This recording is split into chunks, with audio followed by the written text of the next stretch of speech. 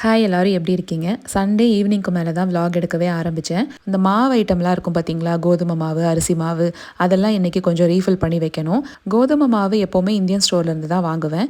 பெரிய பேக்காக ஆஷிர்வாத் வரும் பார்த்தீங்களா, அதுதான் வாங்கிட்டு வருவேன். டெய்லி யூஸ்க்கு இந்த ஒயிட் கலர் கண்டெய்னரில் வச்சுருவேன். மற்றதெல்லாம் அந்த எல்லோ கலரில் பூ போட்டிருக்கு பார்த்தீங்களா, அதில் தான் ஸ்டோர் பண்ணுவேன். இனி ஃபால் சீசன் ஸ்டார்ட் ஆக போகுது. கண்டிப்பாக சுக்குமல்லி காஃபி பொடியெல்லாம் தேவைப்படும். அதனால தான் போட்டு வச்சுருக்கேன். இந்த 4 பாக்ஸுமே வால்மார்ட்டில் தாங்க வாங்கினேன். செட்டாகவே நமக்கு வரும். சுக்குமல்லி பவுடரோட ரெசிபி வேணும்னா இந்த ஷார்ட்ஸோட டைட்டிலுக்கு மேலே பாருங்கள், அந்த லாங் வீடியோவில் இருக்குது.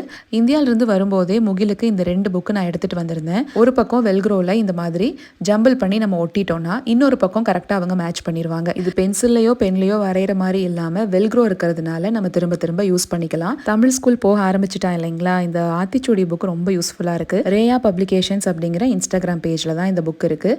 டீட்டெயில்ஸ் வேணும்னா கமெண்ட் செக்ஷனில் இருக்குது. சரிங்க, நம்ம நாளைக்கு ஒரு ஷார்ட்ஸில் பார்க்கலாங்களா?